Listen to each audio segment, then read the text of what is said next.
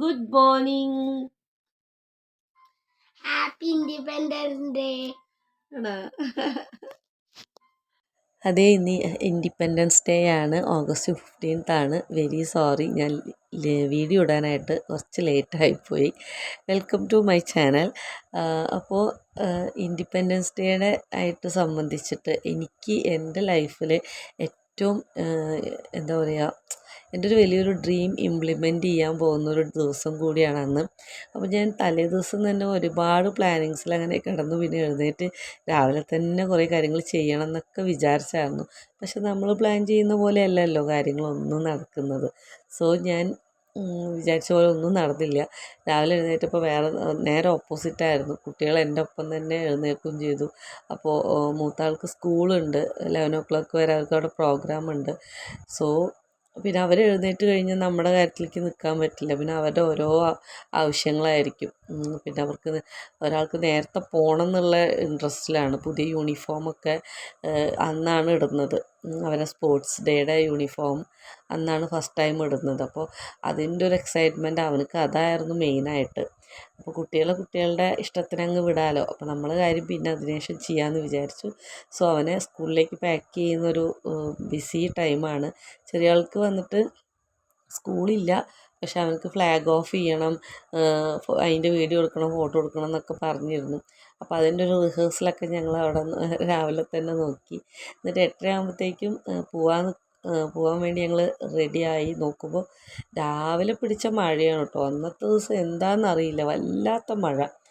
കാരണം ഞാനും വിചാരിച്ചു എങ്ങനെയാണ് പുറത്ത് പോയി എൻ്റെ കുറച്ച് കാര്യങ്ങളൊക്കെ പർച്ചേസ് ചെയ്യാനൊക്കെ ഉണ്ട്, എങ്ങനെ നടക്കുമെന്ന് അറിയില്ല. എനിക്കാണെങ്കിൽ ഈ മഴയത്ത് നമുക്ക് പോവാം, പക്ഷെ എനിക്ക് കോട്ടൊക്കെ ഇട്ട് പോകുന്നത് തീരെ ഇഷ്ടമല്ല.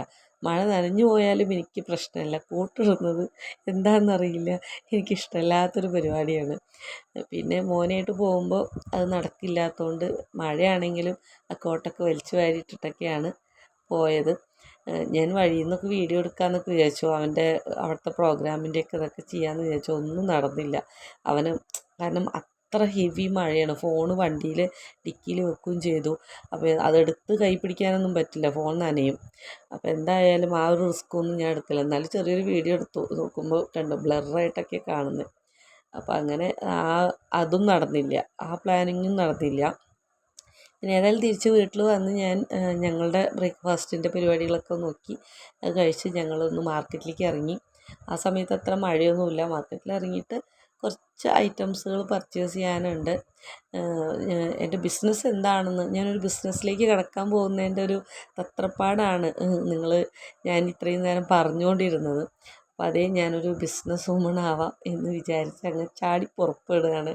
എന്താവുമെന്ന് ദൈവത്തിന് മാത്രം അറിയാം. അപ്പോൾ അതിൻ്റെ ഒരു മുന്നോടിയായിട്ട് കുറച്ച് സാധനങ്ങൾ, പാക്കിങ്, അങ്ങനത്തെ കുറേ ഐറ്റംസുകളൊക്കെ വാങ്ങിക്കാനുണ്ടായിരുന്നു. അപ്പോൾ അതിന് വേണ്ടിയിട്ടാണ് ഞങ്ങൾ മാർക്കറ്റിലേക്ക് പോയത്. അപ്പോൾ അതൊക്കെ വാങ്ങി ഞങ്ങൾ ഉച്ചയാകുമ്പോഴത്തേക്കും വന്നു, ഫുഡൊക്കെ കഴിച്ച് ഇനി പിള്ളേരൊക്കെ ഒന്ന് സെറ്റാക്കി എല്ലാവരും സൈലൻ്റായിട്ടിരിക്കുമ്പോൾ വേണം എനിക്കിതൊക്കെ ഒന്ന് തുടങ്ങാനായിട്ട്.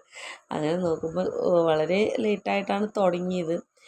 അതായത് ഇനി ഞാൻ പറയാം, എൻ്റെ ബിസിനസ് ഒരു ഫുഡ് സംബന്ധമായിട്ടുള്ള ഒരു സംരംഭമാണ്.